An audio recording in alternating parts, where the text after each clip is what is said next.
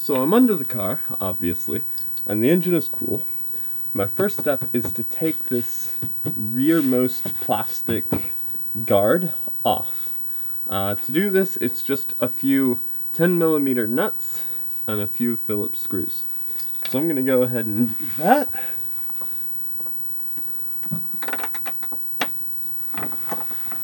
These two aren't even attached to the back one. I'm just loosening them so this will fall down. There's a Phillips screw right here. There's another Phillips screw right here. There's that one. Last one. Sunk way down here in the middle of the car. Okay, moment of truth time. Under the car. Ready to do this.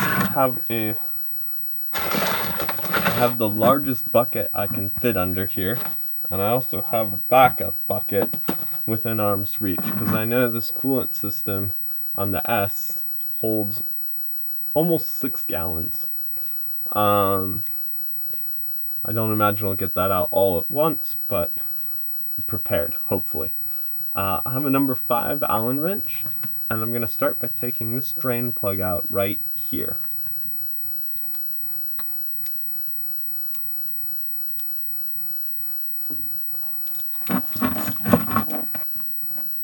Once I've taken the drain plug out, I'm going to go around to the trunk and open this up. The reason I'm going to do this after I take the drain plug out is because when I took the drain plug out with this on, only a little bit of fluid comes out. But as soon as I release this, the fluid's just going to gush out. So I'm going to go ahead and do that now. That is nowhere near 5 or 6 gallons, but there are a couple other things I need to do. First, I'm going to take loose these hoses, because this is really probably just draining the coolant out of the engine block.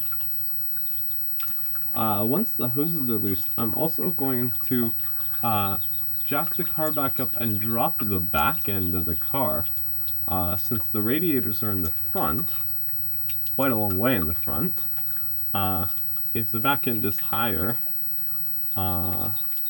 it might prevent the radiators from draining completely. So I'll be sure to lower the back end lower than the front and make sure it's all draining back out through these hoses. Alright, here's the first hose I'm going to take loose.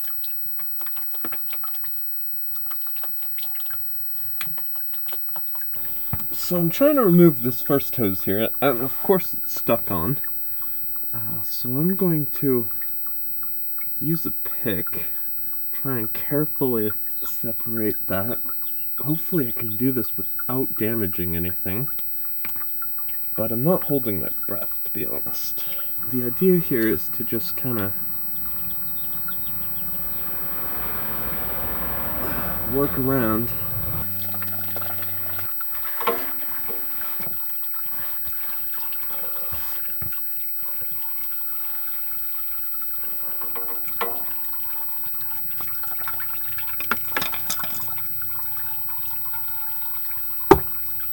Yes. Okay. 1 down, 2 to go.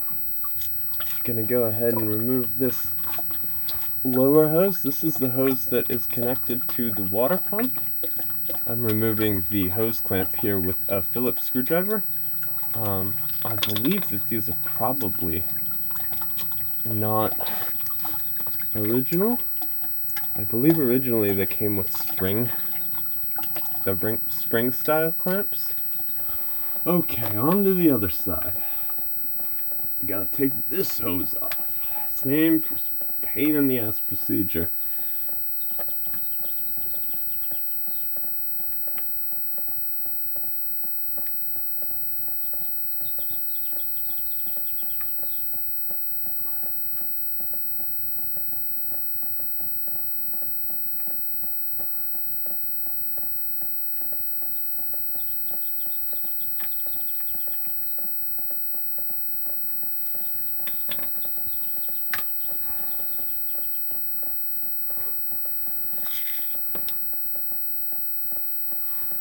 Take the hose clamp off, move it completely out of the way, make sure it's good and loose, and then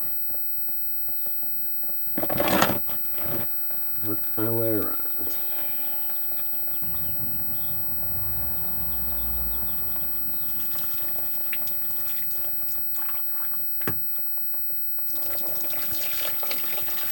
So all three hoses are disconnected and the drain plug is still out. And now I'm going to lower the back end of the car a bit to make sure that anything in the front radiators flows out to the back and out. I've gotten about maybe 5 gallons out, so I'm pretty pleased with that result, but I'm hoping to get maybe another, half gallon, because it holds really close to 6 gallons. So I feel like there's still more in there. Definitely hearing some more drain out.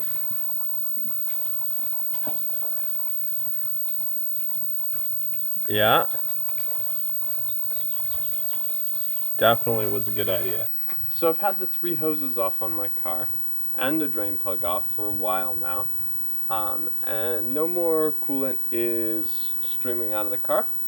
So what I'm going to do is I'm going to reattach the hoses and the drain plug, fill it with distilled water only, dry it for a bit, drain it again, and then fill it with my final mixture of coolant and distilled water.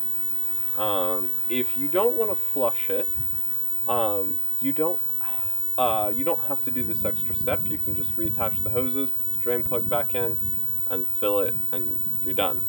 I'm going to flush it because I don't know the coolant that was in there before, and I want to get all of it out before I put new stuff in, so that there's not a question of it mixing with other stuff, because that can always be a potential problem.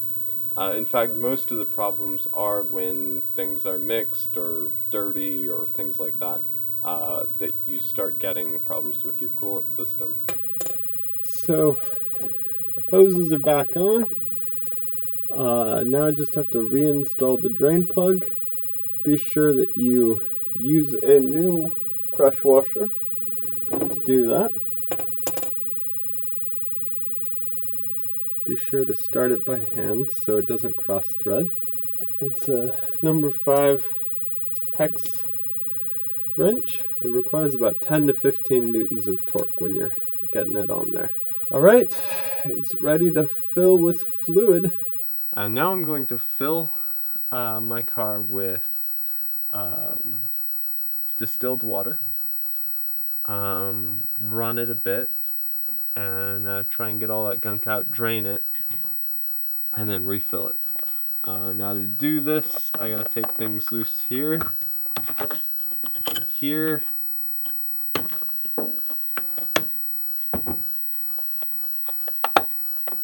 gotta take this part up. As soon as that's done, I'm gonna reinstall the oil cap because I don't want anything getting in there.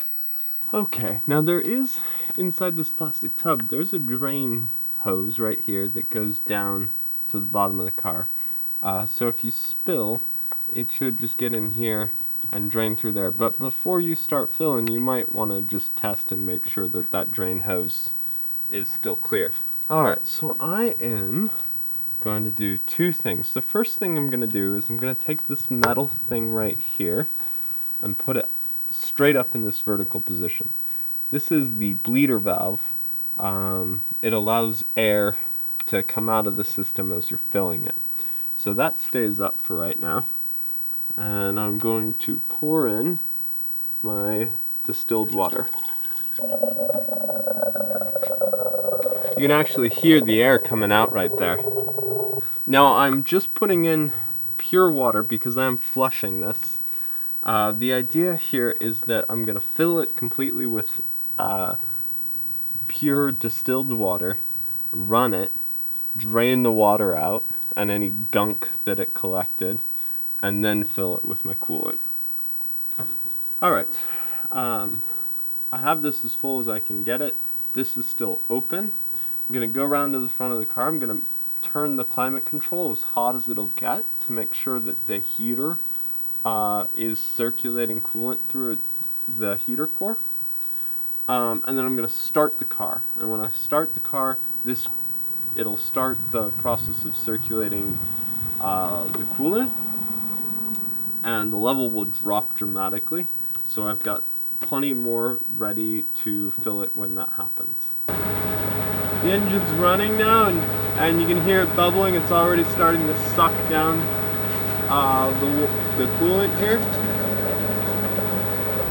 Again, I'm just kind of keeping it at idle, keeping this open, and just filling it up as soon as it starts dropping down. Alright, so it seems to be holding pretty steady here. Next I'm going to go around and kind of rev it just a little bit, see if that drops the coolant level. Next I'm going to rev the engine about 2,500. I'm going to do that for maybe about 10 minutes. I'm going to do it until the coolant is totally hot. I've got my my cap back on. It wasn't sucking up any more liquid, so I'm going to heat it all the way up until the thermostat opens. I know that the thermostat's going to open. I know that's going to be ready when the front fans on the radiators turn on. At that point, I'll shut it off and check it again. I'm watching my temperature gauge. I'm starting to feel hot air blow out of the vents, so I know the heater's on and that the coolant is circulating through the heater core. That's what I want. Just gonna kind of leave it here, let it go ahead and heat up.